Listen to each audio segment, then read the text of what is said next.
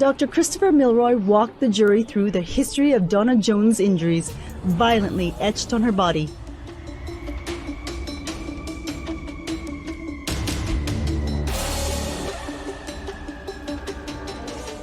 Hello and welcome to A Million Other Choices. I am your host, Kim.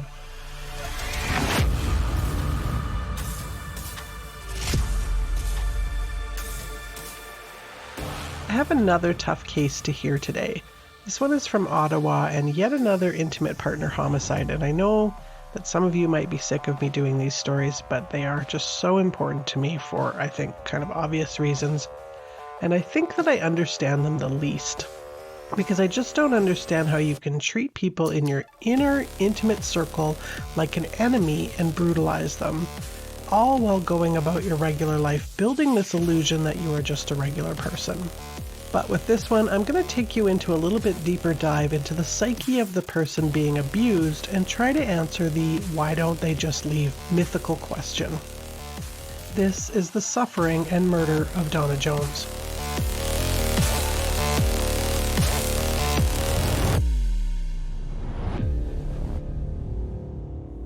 Donna Jones was born on Christmas Day in 1975 to her mom Irina in Ottawa. I couldn't find any details about her father, but several reports say that her dad was kind of all about defined gender roles and brought Donna up, treating her a little bit less than for being a woman, often belittling her and making her feel insecure about her weight, which, side note, was never much above average for her height, and just some other things about herself that she really shouldn't have had to worry about.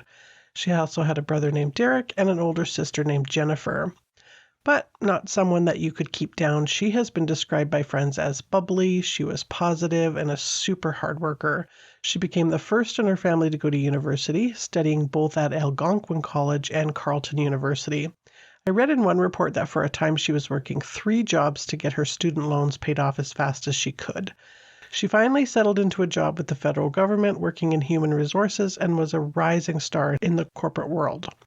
She even managed to buy herself a house on Barwell Avenue, and as most of us in any larger Canadian city knows, in today's world that's quite a bit of a feat.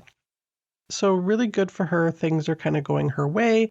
She has a large group of close friends, and then in the summer of 2005, she was looking for love, although still struggling with some inner insecurity issues. Her friend Melanie Houle, who sadly carries a lot of guilt about it to this day, introduced her to Mark Hutt when she invited him to join their baseball team. Mark had kind of entered Melanie's circle, and I'm not sure what impression he gave her off the hop, but the type of person that I can tell that Melanie is, she had no idea how things were going to go down for Donna with Mark. These monsters can be very charming, and they put on a great first impression and wind a lovely tale. So I hope that Melanie can one day find that peace that I think she deserves. As Detective Michael Hudson, who investigated Donna's case, said, "Everyone did everything they possibly could do. There's only one villain here." And I probably don't have to know from court documents that the relationship amped up very quickly. If I had to guess, I think that they were probably living together within a year of meeting. Donna's story has some pretty classic undertones, and that is generally how these guys work, sinking their nails into a good woman and claiming their territory. And very soon, family and friends started to notice that Donna just wasn't as available with her time as much anymore, which was unusual for her. She had a big circle of friends, and she really liked to be social. But now she was spending so much of her time with Mark that she didn't really have time to spare for coffees and other get-togethers. Friends were also concerned about how Mark often talked to and treated Donna. Of a lot of concern was Donna's weight, which by the fall of 2006 had plummeted from 162 to 101 pounds.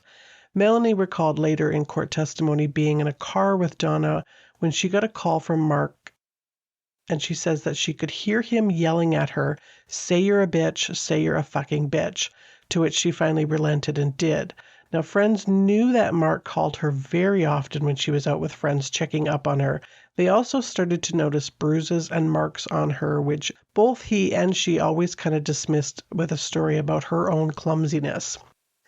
Melanie saw Donna leave group outings to run and get Mark orange juice or to make him dinner, bruises shaped like handprints on her wrists, which were always excused away with rough sex. Another good friend, Crystal, overheard fights where Mark would yell, Where are you and what are you doing? You better fucking be home tonight. If you're not here, I'll kill you, your family, and myself. Donna often confided to her friends that Mark needed her support. He'd had a bad childhood, no friends of his own, and she was his whole world, and he needed her. He also often threatened suicide if she did ever leave, further chaining Donna to him. "It's not as bad as you think" became her mantra to alleviate her friends' concerns. Slowly, Donna's makeup application got heavier to cover bruises. She wore turtlenecks in the very heat of the summer, and these cooking mishaps and spills and clumsiness continued. So concerned for Donna's well-being and with amazingly great intentions, her brother Derek, Jennifer, and Melanie, along with some other friends, organized an intervention. This is so great, and I really applaud them for what they were trying to do. I'm not surprised it didn't work.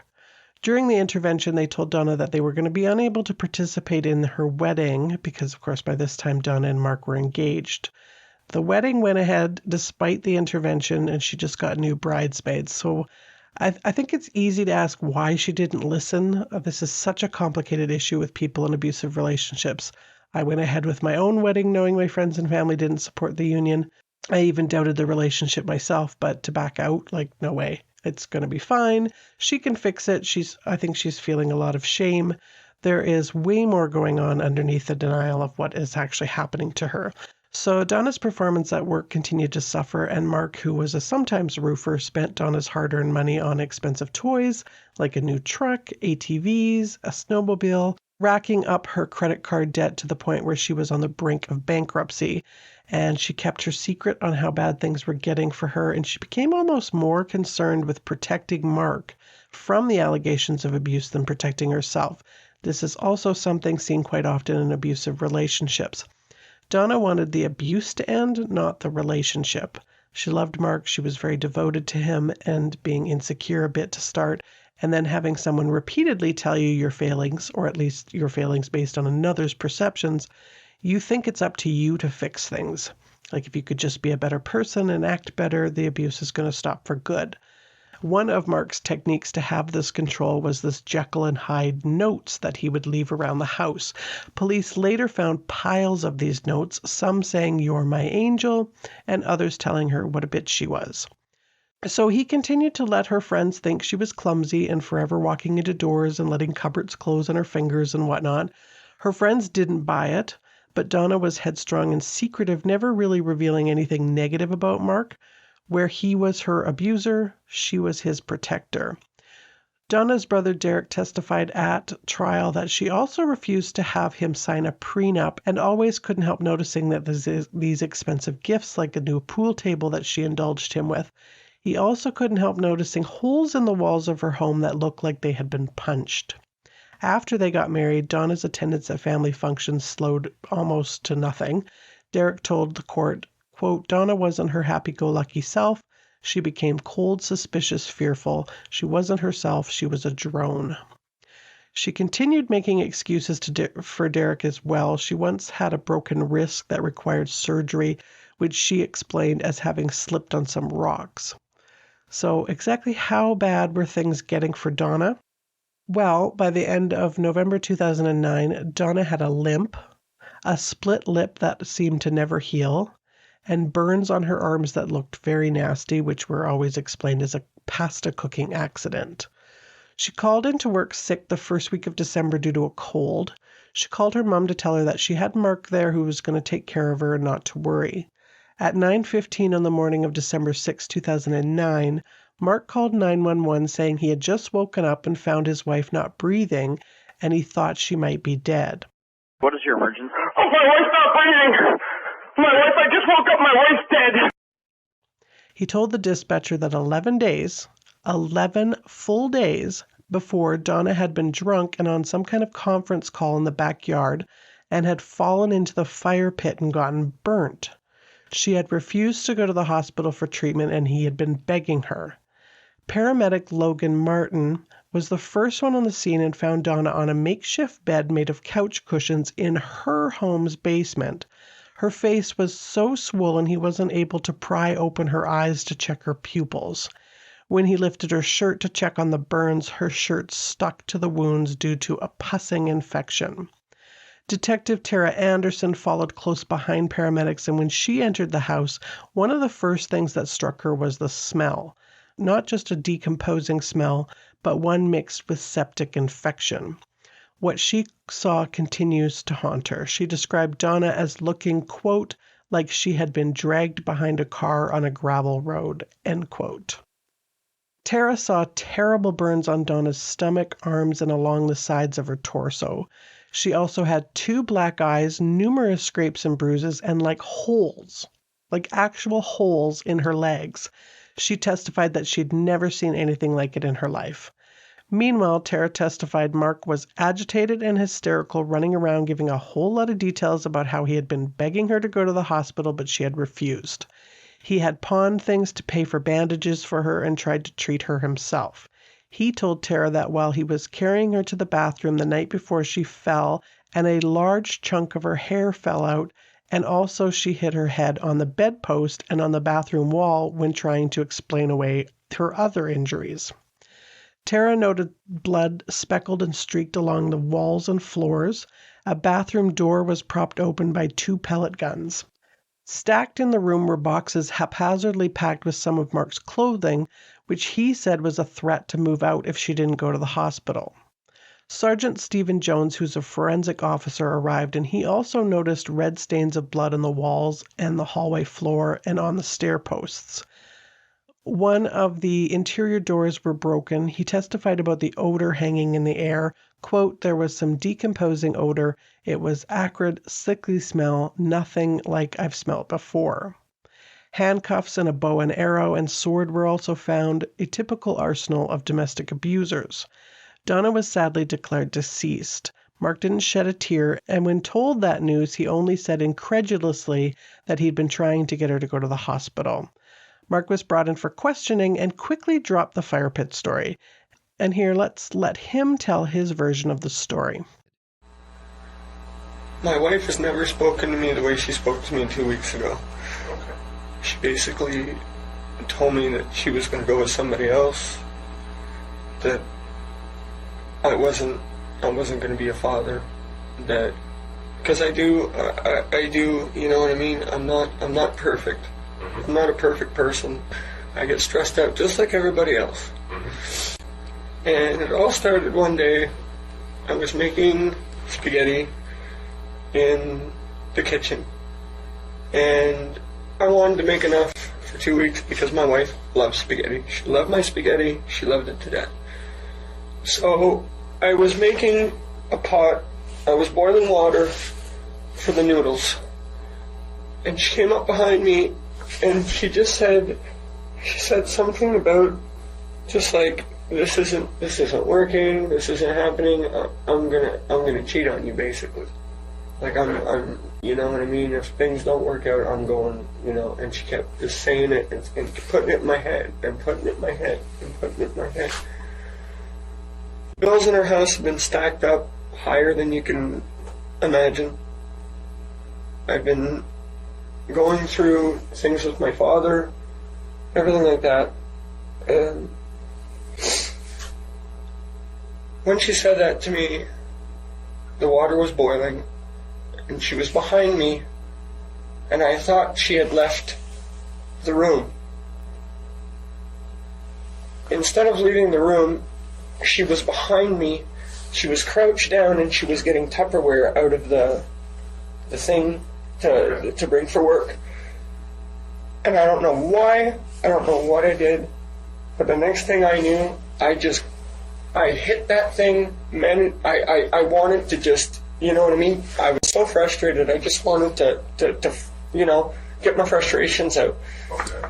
And when I hit that pot, she was behind me, and it just drenched her. And after that, I looked at her and I said, sweetheart, we need to go to a hospital. And she said, I don't want to go. I don't want to go to a hospital. She was afraid for me to get in trouble, and I said, I don't care. Just go to a hospital, please. We can deal with this together. It's an accident. We can get through it. She didn't want to go. I begged. I pleaded with her. She made up a story to her parents saying she was going to Cornwall for work. And she actually did have a cold. She called her work and said she had a cold, that she was staying home, and she wanted to heal at home. And I told her, I said, we can't do this. We have to get to a hospital. That went on for about a week of me changing bandages, staying up all night making sure she's okay. But there were a few inconsistencies in Mark's story of the accidental burn and her stubbornness about getting treatment. For starters, according to Sergeant Michael Hudson, Mr. Hutt was making the sounds of crying, but at the time I was noticing that there were no tears. At times, Mark was left on his own in the interview room while cameras rolled. He wailed in melodramatic fashion, "I'm so sorry, sweetheart, but I have to tell the truth. I can't lie. Why wouldn't you just go to the hospital? Why? Why wouldn't you just go? I should have brought her anyway. Sweetheart, why? Why wouldn't you let me bring you to the hospital? Why wouldn't you let me bring you there? Why? Did you have to fight me over it? Why, sweetheart? Why? He would then appear to vomit into a wastebasket, which was checked later to find only a little bit of spittle. Mark's cell phone records revealed that he had called Donna many times while she was at work. The calls stopped on November 25th, which was estimated to be the night that Donna suffered her burns and called into work sick the next day. After the burns, while Donna would have been in what was described by the medical examiner as exquisite pain, he made calls to a paintball store, his parents, and of course his ex-girlfriend. Mark told investigators that the reason she was so stubborn about seeking medical care was because when she needed surgery on her wrist for that slipping on rocks incident, she had had a bad experience and vowed never to go to the hospital again. So he very helpfully stayed up all night like a martyr, watching her to make sure she was okay, and brought all kinds of burn creams. He also said she hadn't eaten in about 5 days. Now, they did find a receipt for cold medication along with some alphagettis and cookies, but no burn cream was found. There were bandages on her fingers and her left forearm, but the majority of her burns, which covered a huge portion of her body, were left unbandaged. He also told them that Donna had wet herself on several occasions after suffering the burns, and Mark so very selfishly and caringly cleaned her up. But this was found to be unlikely, as the burns were so severe that her kidneys and bowels would have shut down after a day or two, and he also had admitted that she hadn't eaten in 5 days. When asked if he had gotten any burns from the water, he said, "Nothing, not a darn thing. I wear hoodies a lot." Which is pretty incredible, seeing that from his description, this pot of boiling water completely passed by him and doused Donna behind him. He told Detective Hudson he guessed his hoodie had gotten wet maybe, but I really didn't pay attention to myself. Mark said that Donna was very clumsy, but he was also accident-prone, admitting that one time he had unintentionally elbowed her in the nose in his sleep, and of course there was the time that he didn't realize that she was outside in the backyard when he shot her with a pellet gun in the knee. Mark says that when he discovered her that morning not breathing, he tried to do CPR on her, and that only the night before she had been laughing and talking, and only 3 hours before she stopped breathing, she had been discussing Christmas gifts. But forensic science would deem this to be impossible, which brings us to the autopsy report, which was completed by Dr. Christopher Milroy. Donna's body had 7 calloused rib fractures, likely caused by kicks. 2 of them looked fairly recent. A broken left finger, fractured right wrist, and an injury on her forearm that appeared to be from a blow across the arm, often referred to as a nightstick fracture. Her nose was broken, she had 2 black eyes, and cuts and bruises and scrapes covering most of her body, particularly on her head, knees, and legs, which were after suffering the burns, which I haven't even gotten to that part yet. There were also 29 air gun pellets embedded about 1 centimeter into her body. Dr. Milroy testified that the pellets had been there for some time and had started to show signs of lead poisoning. At least 2 of the pellets were fired into her after she suffered her terrible burns. The gun would have had to have been fired from very close range in order to pierce the skin and embed themselves. As horrific as all of that was, her cause of death was septic shock resulting from her burn wounds, which covered 40% of her body. Dr. Milroy testified that if she had been treated, she had virtually 100% chance of survival. And during treatment, she would have been put into a medically induced coma to keep her from her horrendous, torturous pain that she was in. Mark was charged with first-degree murder as Donna had been unlawfully confined by her husband due to the trauma bond that he had created with her. He had the nerve to plead not guilty and drag the family through a month-long trial with crime scene photos and autopsy reports. Defense lawyer Lauren Goldstein argued that Mark was only guilty of criminal negligence causing death because he didn't want Donna, his defender, protector, and source of cash and emotional support, to die, and figured she had recovered from burns before. Like no biggie. The jury did not have to deliberate for long before convicting him. The courtroom full of Donna's supporters erupted into applause, and someone shouted, "Pay the piper now, you prick." We like that guy. Jennifer Jones, Donna's sister, said in her victim impact statement, "I picture her afraid with Mark pointing the gun at her and Donna trying to avoid the painful shower of boiling water. These thoughts will always be with me. The only comfort I now take is that she is in heaven and no longer suffering." Melanie Houle, her friend, said, "Had I not introduced the two of them, it is likely that Donna would still be alive. She would be laughing with friends, celebrating milestones, planning her next adventure. I would have watched her walk down the aisle on her wedding day to meet a nervous and excited man, but ready to build a life with her. Instead, I allowed a monster into our shared circle of friends and walked her down the aisle in a coffin. The Donna I knew, love, and miss every day died the day I introduced them."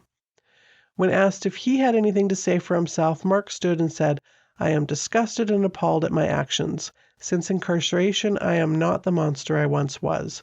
I know many of you won't forgive me, but forgiveness sets the soul free," which was responded to by a wave of disgusted snorts and sighs. Donna's brother Derek left the courtroom pumping his fists and shouting, "An evil man was put to jail for evil crimes to my sister, and he will pay for the rest of his life." He then said to reporters, "I don't forgive him. I don't think about him. It takes away my personal growth. I deal with the loss of my sister and I support my family. I have no time for someone like that in my life." Adrian DeTitro, who was Donna's former boss, said, quote, "His last words were for us to forgive him. Never. We may come to terms with this, but there will never be forgiveness from me. His reign of terror didn't just affect Donna, it affected all of us, and people need to know that there are people out there like this in the world. It's best said that there are monsters in our own backyards." Sergeant Michael Hudson said that this was the toughest case that he had ever had to investigate. Quote, "It's an incredible, horrible thing to look at. To be quite honest, I'm glad it's done. Glad it's done." One of the expert witnesses that testified was Deborah Sinclair, and she testified that after 4 years of abuse, Donna had become a vacant drone and described the prison guard is in your head, in something called a trauma bond. She testified that sometimes the only thing that does the trick that can break that bond is a physical rescue, literally dragging the woman out of the danger away from the man or the cult to some safe place. According to Medical News Today, trauma bonding is the connection a person forms to a person who causes physical, emotional, and/or sexual harm in a relationship. These types of relationships usually develop subtly and slowly over time. This bond creates a toxic and highly dangerous situation that continues to get worse and becomes more and more difficult to break. When someone's main source of support is also their abuser, a trauma bond can develop. An abused person may turn to the abusive person for comfort when they are hurt, even if the other person was the one who caused it. For example, a child relies on their parent or caregiver for love and support. If that caregiver is abusive, the child may come to associate love with abuse, believing that this association is normal. The child may be unable to see the abusive caregiver as bad. The child may instead blame themselves for the abuse as a way of making sense of what is happening to them. This allows the caregiver to continue being good in the child's eyes, which reinforces their bonds. So this gives the abused person hope that the suffering will end and that they will one day receive the love or the connection that the perpetrator has promised. The person experiencing the abuse may see suffering as a price to pay for kindness. Remorseful behavior may also cause the abused person to feel grateful, particularly if they have become accustomed to poor treatment, and then this reinforces the bond. So hopefully that answers the question of why they don't just leave, if you had that question. And that was the reprehensible murder of Donna Jones. And Mark, if you are listening to this, I hate you. You are a disgusting human being and probably one of the worst things that God ever blew the breath of life into. And I wish you a slow and painful death. I will be back again next week with another case. As always, thank you so much for listening.